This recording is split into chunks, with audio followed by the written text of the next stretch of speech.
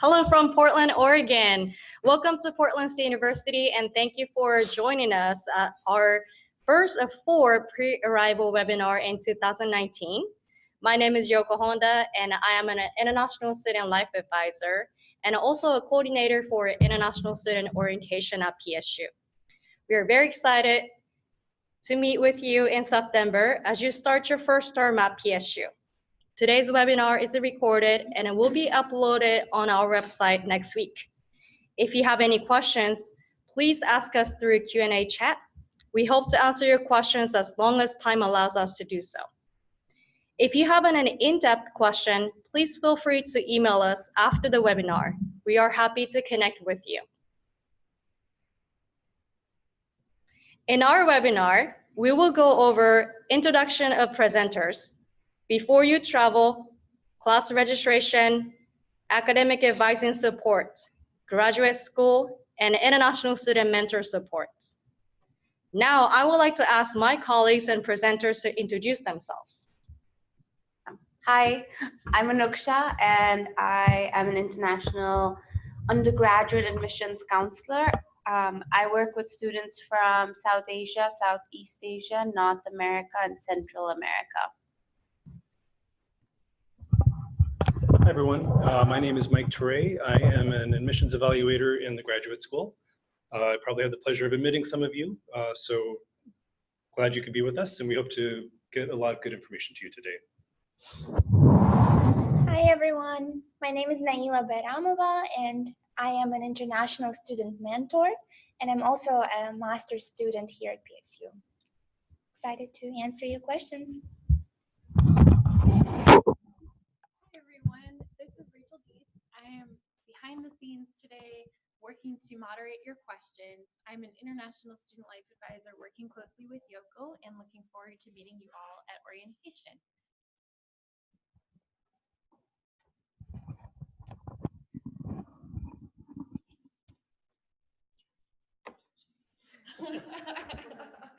Okay, so from here. Hi, am I looking at that or that? Doesn't matter. That. Hi, I'm Karen Kennedy. I am an academic advisor here at the university, and I am working with all the College of Engineering and Computer Science, Math, and Physics majors. But I've been here a while, so I know how advising works. I'm happy to answer questions and address academic advising and how to get it. Let's start off by polling the audience to see who's here. You'll see a poll coming up asking, are you already in the US? Please answer yes or no.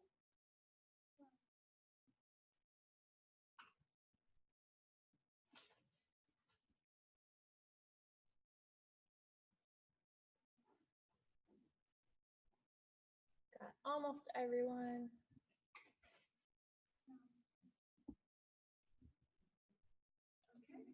Okay, so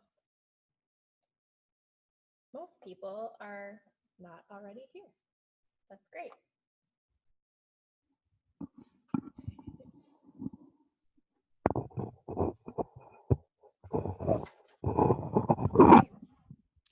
Hi, this is Anuksha again. Can you see me? Okay. Okay. If you've signed up for orientation, you probably already have received information from the admissions office as well as from Yoko, the pre-arrival checklist. These are just some things to keep in mind before you travel. If you've already received your I-20, then it's time for you to apply for your visa. You can enter the country about 30 days before the start term listed on your I-20, but the visa you can apply about 120 days before. Another thing you can also do is confirm your enrollment, and you don't have international students. This is specifically only for undergraduate students. You don't have to pay the $200 enrollment fee. You just need to click a button and confirm, and that lets us know that you are coming to PSU. A good thing about confirming enrollment is you can sign up for orientation as well as register for classes. You won't have any holds. Another thing that you need to take care of is your MMR form. It's the measles, mumps, and rubella form. All that our student health needs is just the 2 dates. You don't have to submit any vaccinations, the reports, nothing. We just need the 2 dates of when you took those vaccinations, and then you can email the form to measles@pdx.edu. All this information is going to be in your checklist. It's also on our website. It's easy to find, or you can email International Student Life for information as well.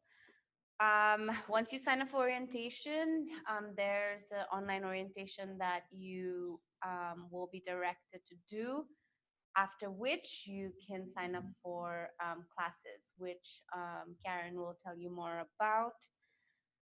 A few things to remember is we do have early move-in dates. So the 18th, 19th, and 20th of September are early move-in dates, and there's going to be campus welcome happening as well. And then if you are interested to be picked up, we also have a group that will be doing that, and you can sign up for that. Something before I leave you is that if you have official documents that you need to submit, please make sure that you bring them with you. That'll be the most easiest. Official documents, and I say official documents, it's documents not original, but can be attested or copies of your original documents, stamped by the university or school, sealed in an envelope. Yeah, and if you have any questions, you can always email me or chat Rachel at the end of this. Thanks. All right, let's try another poll.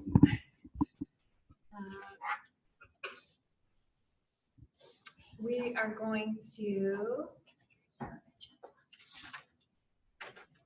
continue with the second question.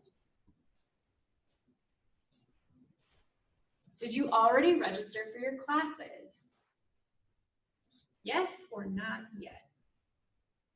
Good.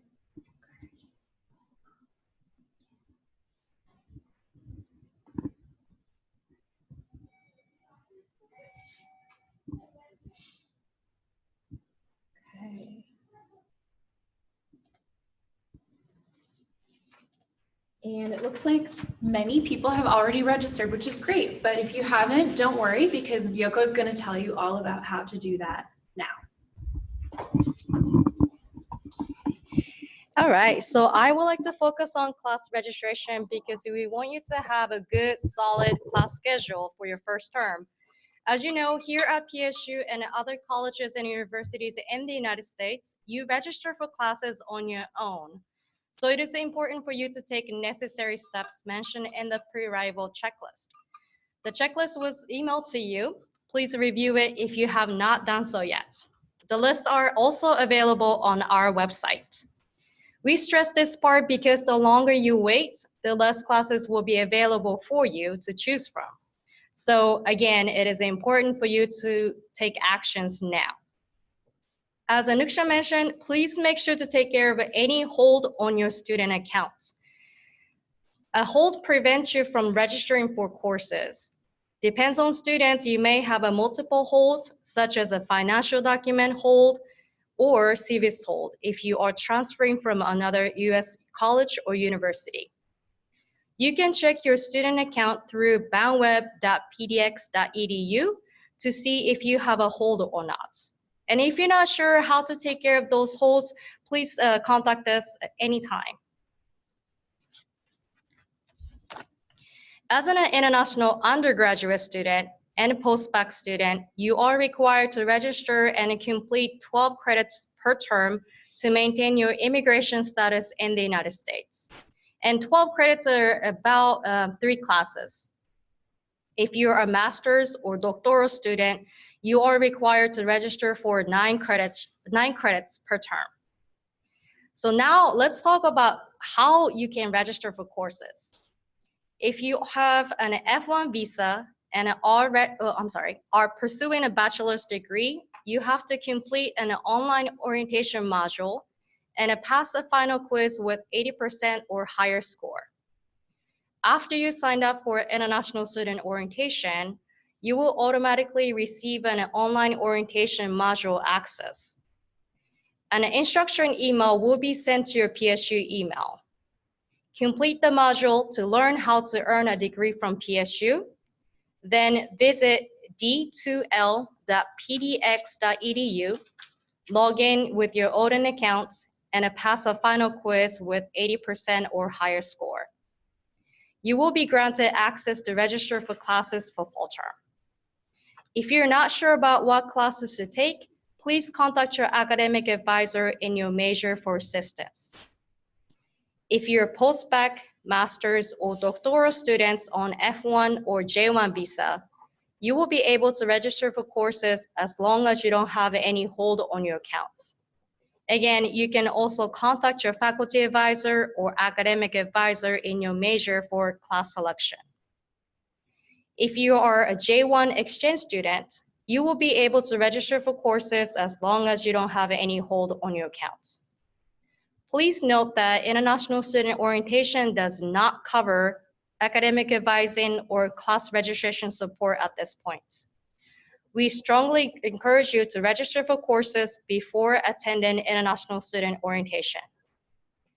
Any university businesses will be communicated through a PSU email, so please make a habit of checking your PSU email when you have access. Yoko, we have a quick question from an audience member. Yes. What does hold mean? Ooh, it's a hold is on a student account. Whether you haven't turned in any kind of a document that we require you to do, or if there's any kind of document or any kind of paperwork that we need to have from you, then we will put a hold on your accounts. So that will prevent you from registering for courses. Does it make sense? And typically for new international students, there will be 3 types of holds that go on your account. One will be for academic documents, so like official transcripts, that kind of thing. There will be another one that will go on your account for financial records, so for us to issue the I-20 to you. And then the last one will be a measles hold that's put on by the Student Health Center. So those are basically going to be the 3 things that are going to keep you from registering. So until all that paperwork has been turned in, you won't be able to sign up for classes. If you have questions about any of that, feel free to contact us. Can we register for the first term though, and it prevents the second term? It's all for the first term? Mm-hmm. Yes. Okay. And you can see if you have holds on your bandweb. So you can look at the holds on bandwidth? Yeah. Okay. Great, thank you. Thank you. Hope that answers your question. Now, let's hear from the audience once again. We have another poll coming up. And the question is, what is your academic level?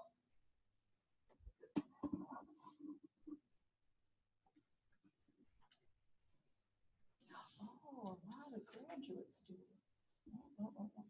Maybe not. Answers are gonna come moving up. What am I? Interesting.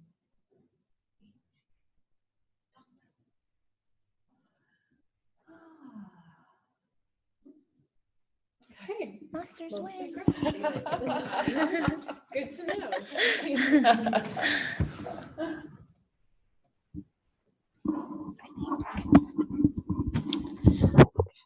Just start. Sure. You got the microphone. Okay. Hi, everybody. I'm Karen Kennedy, and I'm really happy to be here and welcome to Portland State. We're very excited that you're coming to our university.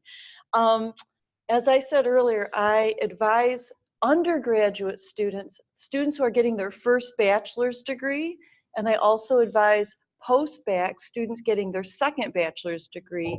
And I was asked to be here today just to answer a couple of questions regarding what do academic advisors do at the university here, and how do you see an advisor? How do you find one?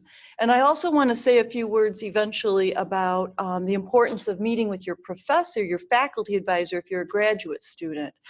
So let's start with the bachelor's degrees. So I think what my colleagues have said is very important to note is that you have two orientations. You have an international student orientation for your immigration and cultural all those things that are very important. You have a second orientation that is online that is crucial, and that is your academic orientation that you're going to do online and take quizzes for. You cannot register for any classes for the undergraduates, for the bachelor's degrees. You cannot register until you've done that academic orientation. And if I'm correct, that's coming to them as an email in it. Okay, that's good. After that, then the university lifts the hold and allows you to register for your first term at Portland State. You might have questions about what classes, what courses to register for, and that's pretty understandable. And that's where you might want to connect with an advisor. And you can do that from wherever you are by looking up the department that you are a major in, or going to the PSU website and just typing in academic advising. That will take you to the main page to how to find academic advisors. Again, you can type in on the search for the PSU website, academic advising, and you will find all the advisors at PSU listed there, and they will list them by major. So you can find your person. You could connect with them by calling or by sending them an email, and you could ask them questions about, if you have questions about what courses to take your first term. I think that's important. So please, if you have questions, I think it's important to reach out to your advisor before you come to PSU. Yeah? Would you guys say anything else? That's important. Is that what you guys are telling folks too? Okay, great. So that's one thing. All the advisors work throughout the summer, so we are here. And so Monday through Friday, we are here. So you can contact us before classes start in the fall. So that's one thing I wanted to make sure that you know. For the students getting a master's degree, I think it's really important to look at your department and find out who your professor, your faculty advisor will be, and send them an email and remind them that you're coming, and double check what courses you're taking your first term. So if you have not been in touch with your master's degree advisor, I highly recommend that you reach out and connect with them. A lot of the professors are on vacation right now, but they are checking email. So there might be a delay in getting a response, but I think it's just a really good idea to connect with them before you get here. Let's see, what else can I tell you? Once you have arrived to campus, the advisors will all be in their offices. That will be a very busy time at the campus because all the students are returning. But we are available to see students, and we can answer more questions that you have about your classes, your major. Another thing I want to tell you is that when you do the online orientation, this is for the bachelor's students, when you're doing the online orientation, you're getting a lot of information about your whole degree. That is difficult to remember and really truly understand all that. So I invite you to make an appointment during your first term at PSU with your advisor, and let us review all of that information with you so that you really get it. And we would love to see you every single term to help you plan your courses and help you understand your degree requirements. We love to do that. We love students. We want you to see us as much as possible. Let's see, I think one last thing I want to tell you is that besides the international office of all my colleagues here that support students, your academic advisor is also a good resource for helping you to solve problems. So if you're not sure how to solve a problem that you're having while you're a student at PSU, you can also talk to your academic advisor, because we also are trying to help students be okay and be successful while you're here. And we love working with you, and we're really looking forward to meeting you. Is there anything else I should add or bring up? Can students just visit your office for advising? Or Oh, how do you do? What's the mechanics? Okay, so here's how it goes. If you wanted to have a really one-on-one, in-depth conversation about degree requirements and courses, I recommend that you call or email the office, your advisor, and make an appointment. Then you are guaranteed at least a half an hour, sometimes an hour, it just depends, and the advisor will be with you for that time and will focus on you. A lot of advisors offer some what we call drop-in advising a little bit every day, where students can just kind of show up, and every office is different about what time that is. It's called drop-in advising, but that's for really quick questions that only take 5 or 10 minutes. So if you have a really quick question, drop-in hours would be something to look at with your department. But if you want something more personal and more attention, I would make an appointment. Yes. Did I miss anything else? Okay, thank you. We're looking forward to seeing you. Thanks, Karen. Thank We you. have a few questions from the audience for our panelists. So our first question is, where can I check my PSU email? Oh, very important. Anyone want to take that one? So your PSU email is just a regular Gmail, only it will require you to put in your ODIN and your password. So if you go to gmail.com and put in your PSU, whatever your email at pdx.edu, it will automatically ask you to provide your ODIN and your password, and then it'll take you right there.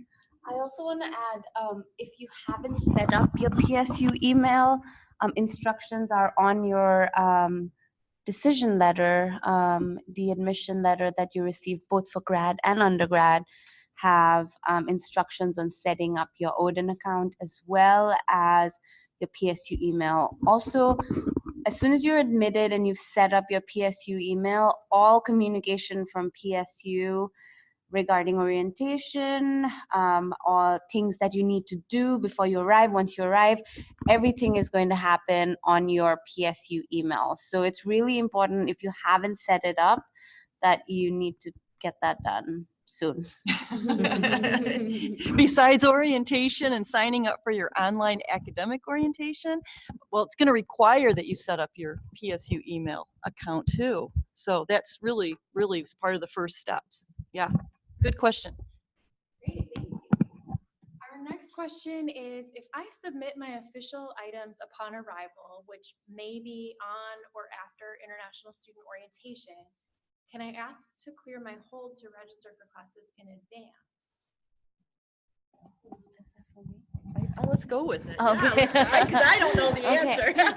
answer. So if you have missing items hold, so the 3 holds Mike mentioned was academic, the measles hold from student health, and the financial hold. The admissions missing documents for undergraduates will not prevent you from registering for your first term, but will prevent you from registering for your second term. So if you have your transcripts, official documents, you can submit them to us at the Academic Student Recreation Center, first floor, Welcome Center. And you can submit them, and then we will remove your hold if that's what we are looking for, if that's the document that you need to submit. And as for grads, I don't know, does that? For graduate students, we can kind of, at least for the academic documents, we can push the holds out usually for 1 term to allow registration for fall. So just check your decision letter, because that's going to explain exactly what we need in terms of degree copies, transcripts, mark sheets, TOEFL or IELTS scores, that kind of thing.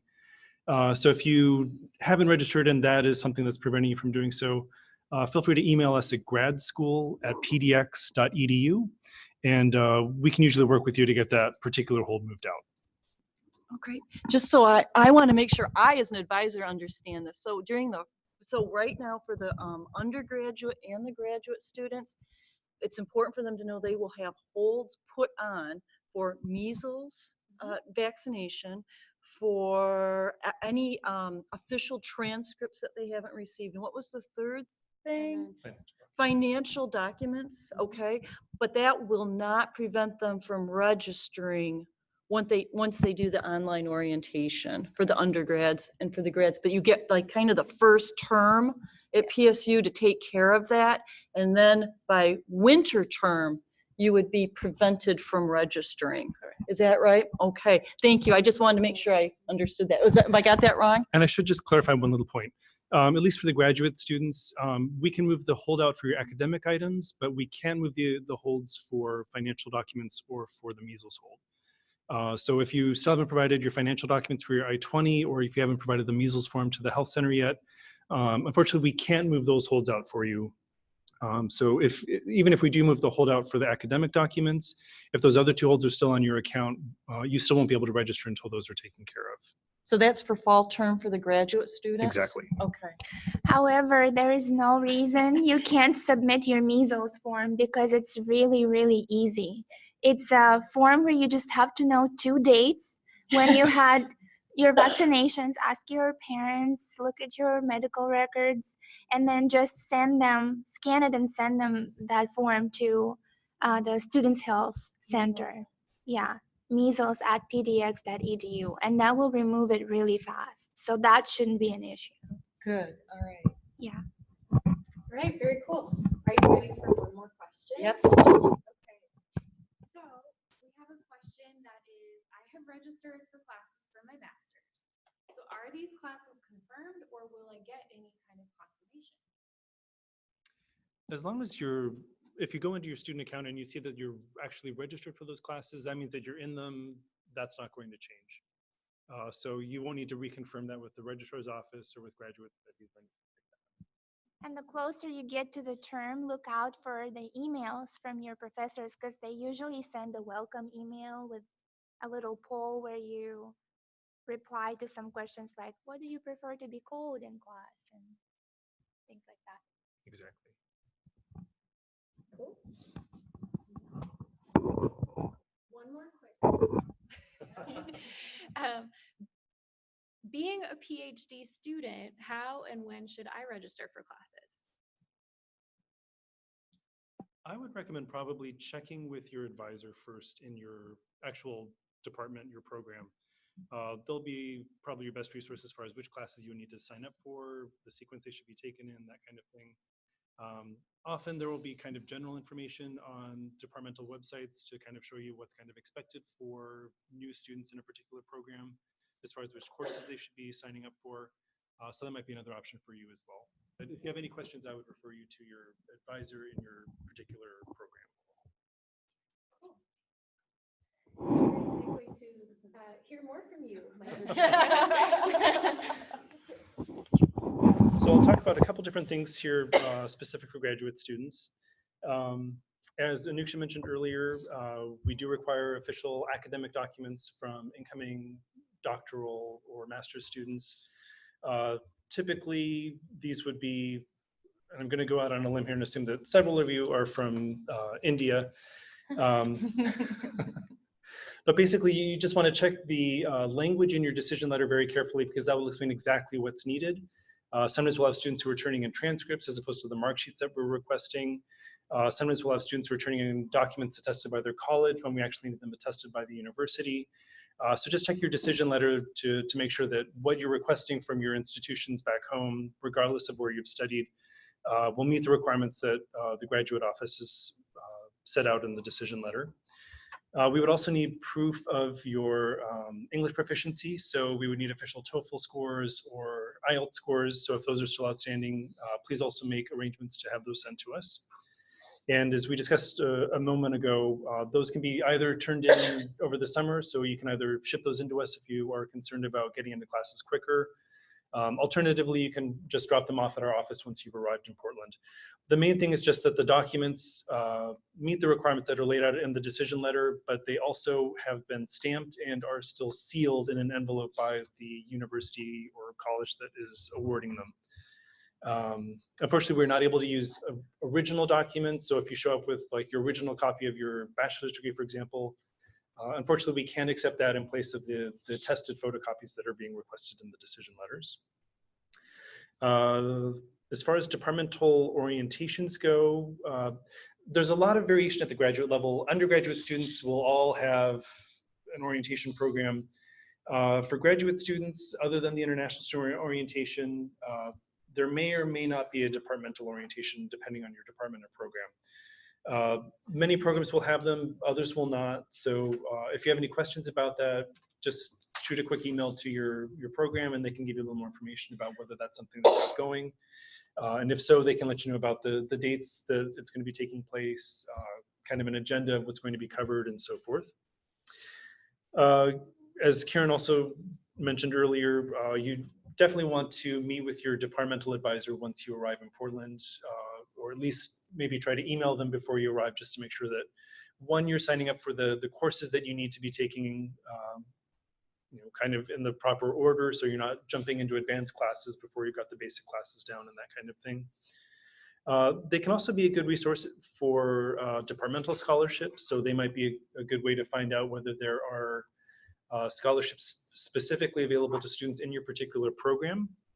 And typically, especially if you're looking at doing an internship or CPT during your program, in case you're not familiar with it, CPT is something called Curricular Practical Training, which is a program which is available to F1 students, allowing them to do authorized internships off campus for pay. So your departmental advisors will usually be a good resource for the possibility of doing that and how that might work into your academic program. And of course, we have to discuss money a little bit. Scholarships, everyone of course wants scholarships and GA-ships, and we encourage you to apply for those. Unfortunately, there's always more demand for funding than there is available, but there are a couple options for you. First, in terms of scholarships, Portland State has basically a unified scholarship application.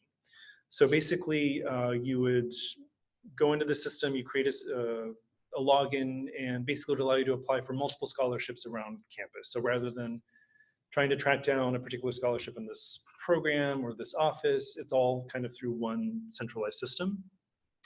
On October 1st, the scholarship system will open for the 2020-2021 academic year, and that application will stay open all the way until February 1st. So that gives you several months to get in there, create an account, and apply for the scholarships that way. They focus on lots of different criteria, so they might be looking at academic success, so might be a scholarship geared towards students with very high GPAs, for example. Other scholarships will focus on financial needs, leadership, service to the community or the campus, diversity scholarships. These all exist kind of in different forms and in different offices, and they're used by almost all programs at PSU. So I encourage you to take a look at those once the application goes live in a couple months, but also to check with your program as well, just to make sure that they don't have funding sources that are specific to students in your particular program and your particular discipline that you would be eligible to apply for as well. Additionally, there are graduate assistantships for students in master's and doctoral programs. Some of these are listed on the graduate school's website. There's not really a unified GA-ship database like they have for scholarships. We have a couple listed on the website right now for the graduate school. So I might take a look at those to see if those are something that you might qualify for. Basically, all of the GA-ships provide at least partial tuition and fee remission, which can be a significant savings for international students because you're being assessed out-of-state tuition rates as a general rule. Another nice thing about the assistantships is that they are not department specific. So you are free to apply to any graduate assistantship, any department, any office on campus without any sort of restrictions. I should also mention that the scholarships and GA-ships, TA-ships, teaching assistantships, research assistantships are generally very high demand, and there's a lot of competition for those. So if you don't receive one, if you apply for scholarships or GA-ships and you don't get them off the first, kind of your first attempt, please keep trying, please keep looking, because there are resources out there. You just have to keep looking, just keep being persistent. And just finally, the graduate school, we're here as a resource for incoming students. We want to help make the transition into your program and your studies as smooth as possible. And unlike in a lot of countries, the US has a really student service centered view of education and universities and so forth. So it basically, you have all of these resources, whether it's advising, whether it's the graduate school, your departmental advisors, you have all sorts of offices on campus that are here to help you succeed and get going once you've arrived in Portland and at Portland State. So please utilize us. Please ask us questions. That's what we're here for, and we're here to help you. So if you have any questions specific to the graduate school or for graduate admission, feel free to send us an email at gradschool@pdx.edu. Thank you. Thank you, Mike. We have just a couple quick points of clarification about the transcripts. If someone applying for PhD sent a hard copy of their transcripts, should they still bring them again in a sealed envelope? Well, let's see. So basically, once an item is received, whether you're a graduate student or undergraduate student, if it's what meets the request in the admission letter, you should get an automated email afterwards confirming that that document was received.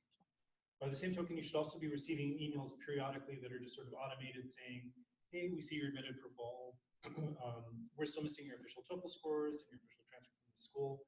So if you've received an email already from us confirming that we've received that transcript, it's not necessary to bring another copy. But if you haven't received that email, you might want to confirm with us just to make sure whether or not that's actually come in, or maybe it didn't meet the requirements for whatever reason. So you might just email us at gradschool@pdx.edu and we can confirm that for you.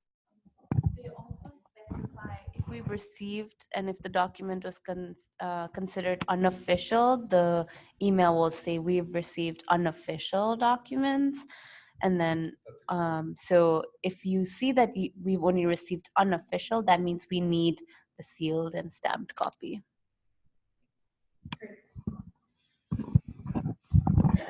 Thank you.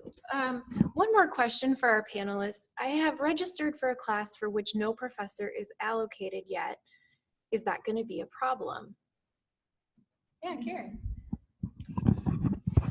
So what I heard the question was that you registered for a course, but you don't see a professor or an instructor noted yet. That's common, especially for writing and for math and for some of the chemistry and biology courses for the undergraduate students. Usually it's due to that they are still figuring out the schedules for the professors who are going to teach those courses.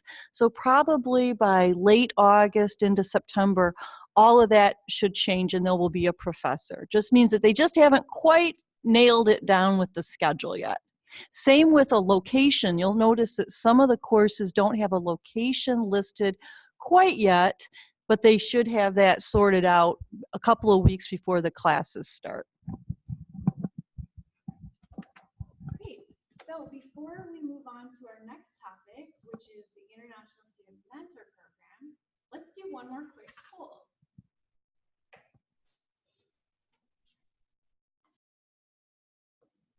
And the poll is, if you have registered for the Fall 19 International Student Orientation, you have been matched with an International Student Mentor. Have you replied to your mentor's email? Of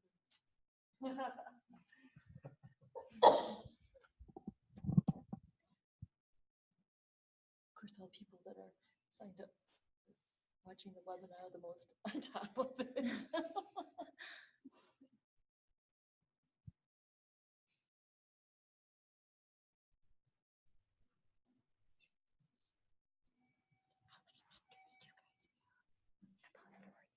Okay, most of our responses are in.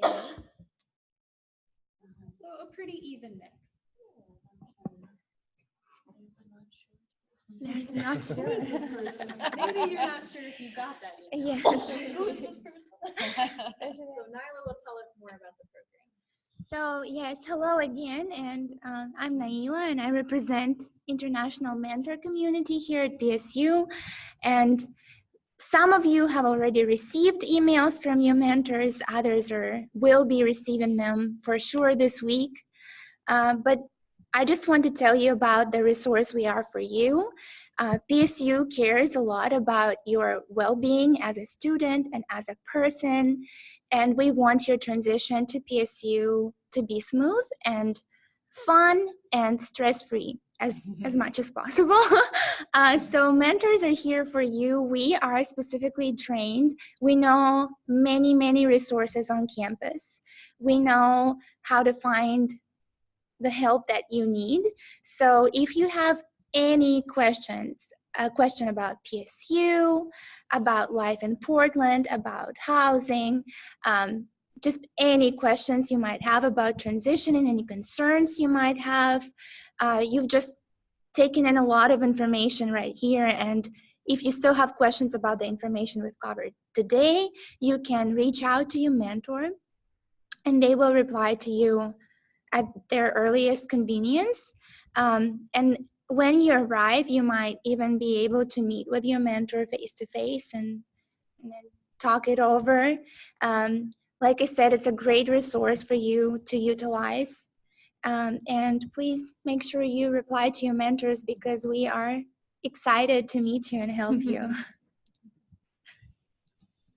Great. We have a question from someone who wants to book the flight to Portland. So what would you suggest an ideal layover time to clear all the formalities and immigration at the port of entry from San Francisco or Los Angeles or Seattle? We have an answer. All right, we have an answer. Oh, me? Yeah, Oh, okay. I thought you did. I feel like San Francisco, Seattle, LA, those are pretty big main hubs. So it does take a while standing in line because there's so many international flights that come in one after the other. And I personally have missed my flight when checking in LA when that was my point of entry. So I would recommend at least 2 hours. Yeah, 2 hours. I flew through LA too, and that was my entry point when I came, and I had 3 hours, and I just made it like right on time. But that was 3 hours, and that was just the line. And there is a way for you to say that I'm gonna miss my flight, and they will let you go, but that's a very stressful situation to deal with. So I haven't ever had to go through this of being an international student going through a port of entry in Los Angeles, Seattle, or San Francisco. But if you're saying 3 and you're saying 2, then I would say give yourself at least 4 hours for a layover so at least you can get something to eat. And it sounds like you're going to need to use the bathroom and you're going to be confused and tired and you're going to be standing in line for a long time in crowds. So I think the longer the layover, the better. Maybe 4 or 5 hours. 4, maybe 4. 4? Okay, we're thinking 4. Yeah.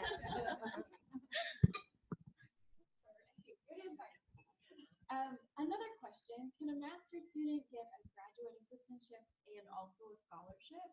Or is it restricted to one financial remission at a time?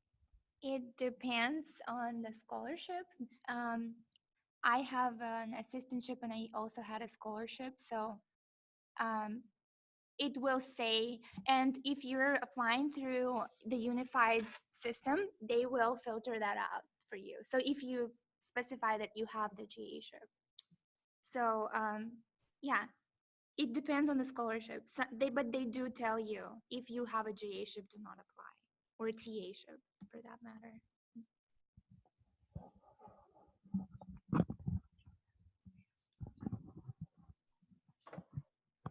I would like to add, so depending on, as Naila said, that depending on scholarship, and also depending on how much money you are receiving toward tuition through GA-ship, because if if your tuition and fee are covered by the GA-ship, then there's no tuition remission that we can provide from the scholarship side. So again, it really depends.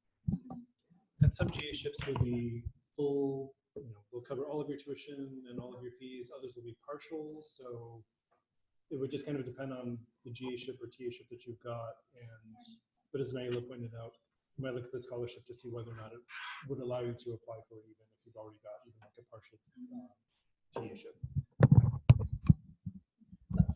I just have an anecdotal answer, which is my experience working at universities is that I think it's more difficult for a master's degree student to find a GA-ship and funding. It's more common and more plentiful at the PhD level. It doesn't mean it doesn't exist for masters, it's just harder to find. That's been my experience that students have told me.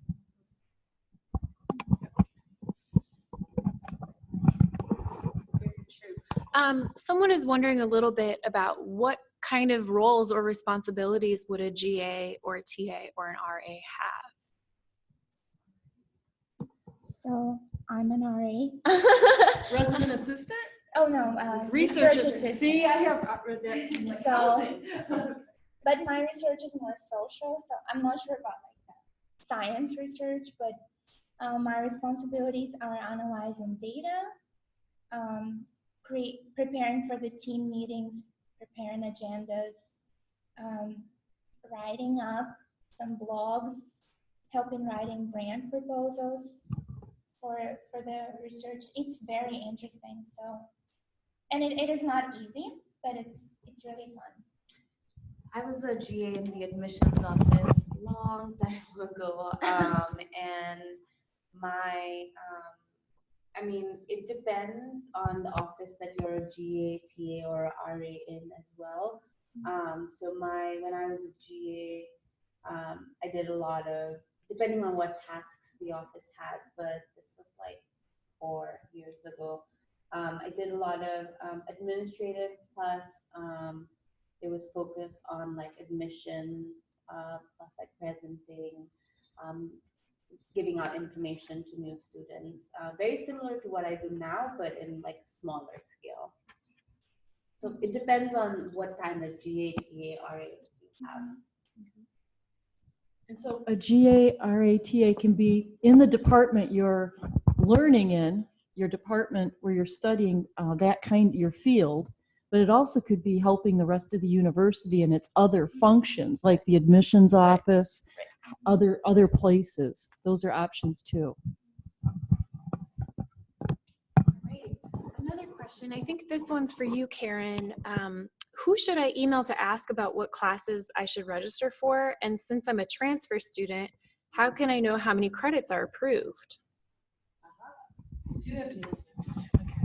Oh, thank you. That's a common question for the American students and for the international students. Is they're a transfer student, they're bringing a lot of credit in from other institutions, and they want to know, how did those courses come into the university, and what should I take for my first term of classes? That's why it gets a little complex, and that's why it's good to reach out to your advisor. So if you want that information, I recommend, first of all, the information is going to be on BandWeb in the PSU BandWeb system. You can look at your transcripts in there to see how we brought your credits in. Okay, that's in the BandWeb system. So you're going to put your login and your username, and you can go into BandWeb and look up your records, your academic records, and we can see how your courses came in. There's also something called a DARS report that you can say what major you want, and within 30 seconds or less, you can see all the different parts of your degree requirements and where we are applying those credits, those courses. Now, DARS reports, I think, are a little difficult to understand when you first see it, and that's how an advisor can be very helpful to you. Once you've looked at that, though, if you feel like you'd still like to connect with an advisor, please send your advisor an email and tell them you're an international student and that you're starting this fall and you're a transfer student, and could they help you understand some of the questions that you have and what courses would be good to register for. That's what we do all day long. So I invite you to please contact your advisor and we'll help you with that. I'll add a little. I think you should make it a habit, especially as an undergrad, to see your advisor, because they see a big picture and they can just come up with a class that will double dip and give you a double major or give you a minor without you even knowing it. So it's it's a really great resource for you. Great. Thank you, panelists. A question kind of about immigration. I'm not sure we'll be able to answer it, but is it possible to travel to Canada during the academic year on a J1 visa? Does anybody know the answer to that one? I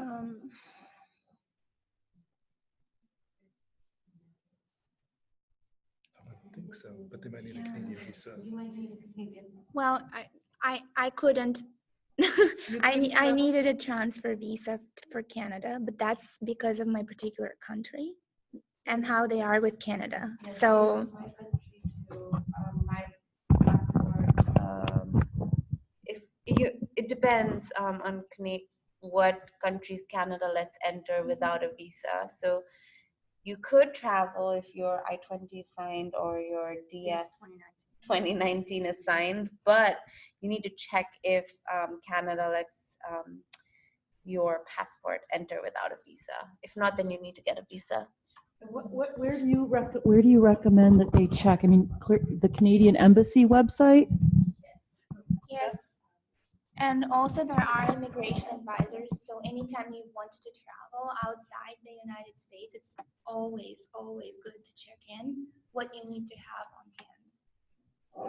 So as an advisor, we always are recommending when students are on a J1 or an F1 visa and they're thinking about traveling outside the country, as Naila is saying, to visit the International Student and Scholars Office because you want to make sure your I-20 or your DS 2019 is signed and that you're good and that you've got all the right paperwork, but also that you're not going to have any trouble in the country you're trying to visit outside the United States. So that's a very important resource. Well, that's the end of our questions. So if you have more questions, we still have 5 more minutes. Please type them into the Q&A function and our panelists are happy to, they're standing by to answer your questions.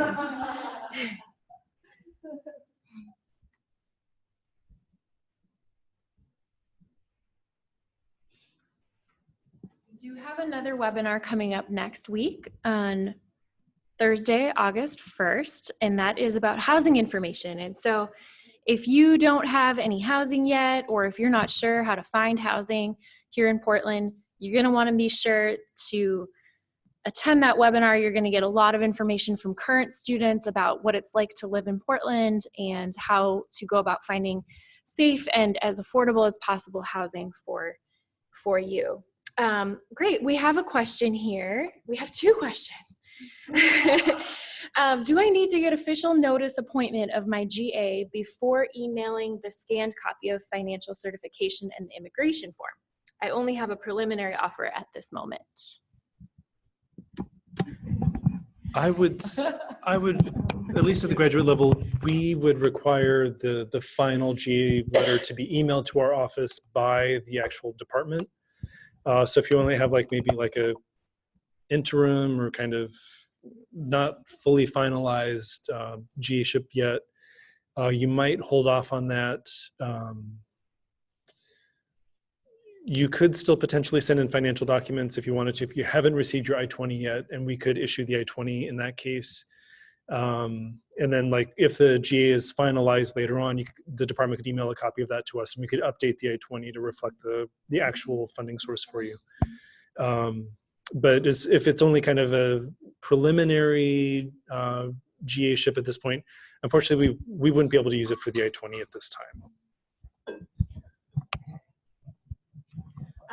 We have another question about, will we be sent an email to register for the housing webinar? And yes, you will. And I'm also going to type in the website link where you can see that information, as well as the other 2 webinars we have coming up on Life in Portland and PSU resources, and open chat with your advisor. So I just typed those in. Our next question Can the university lend any assistance to students to ensure their visas are granted for a second visa interview after the first denial?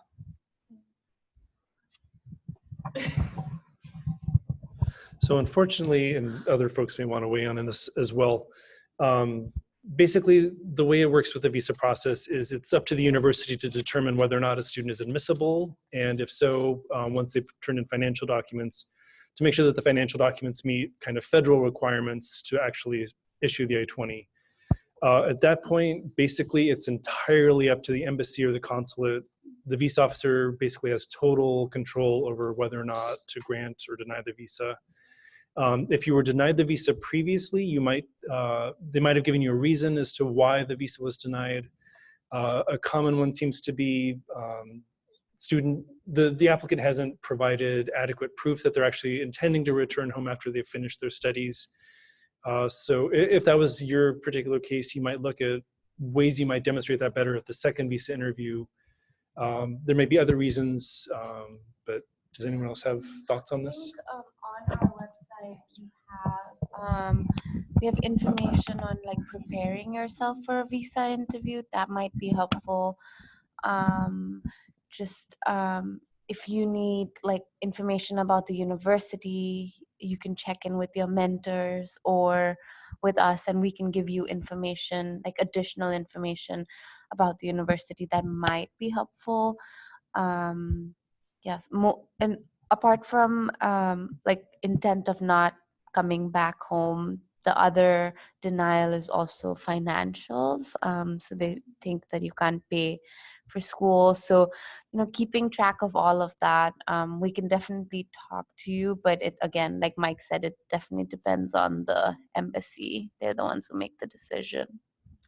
I didn't know that you had tips on the visa interview on the admissions website, on international admissions. On our website, there's a admitted student tab that you can go to, and then under that, there's like a visa checklist. A visa checklist. Thank you. One other resource for you that you might take a look at is there's a government website called Study in the States, which is basically I think it's put together by the U.S. State Department, which basically provides information about the visa process to international students. So you might take a look at that, and I think they have information as well about what to do and what not to do at your visa appointment. I'd say every time they ask you, why did you choose your major, or why did you choose PSU, always say, I want to be competitive when I come back. And I want to get a job at this place. Like, find a place that you would want to work at and research a little bit about that place. And, honestly, once I said that, there were no further questions at my interview. But I don't know of how it is in others. That sounds like good advice. Do we have time for one more question, panelists? We have one last question. Is it true that you can change your classes in the first 2 weeks of the semester, and how does that work? All right. So the question was, is it true that a student can change their classes within the first 2 weeks? So let me give you some ideas here. Yes, it's true. The first week of classes is the best time to make a decision to drop a class and or add a new class. The first week is the best. And the reason I say that is that you will not have any costs. You will not be charged any money if you do everything within the first week. And then there will also not be any type of mark on your transcript that you withdrew from a class. So the first week is the best. The other thing is that because we are on the quarter system and your term lasts for only 10 weeks, it's really important to be in class the first week because you will have assignments due the first week and the second week. So it's very important to make all these decisions quickly in the first week to drop and add and finalize your schedule. It is also true that you could do some of this into the second week. When you get into the second week, it's a little more complicated. You need to have permission from the professor to get to get a new class. At that point, you would be charged some fees for dropping and adding in the second week. So it's a little more complicated the second week, but it can be done. And do not drop a class unless you have another class.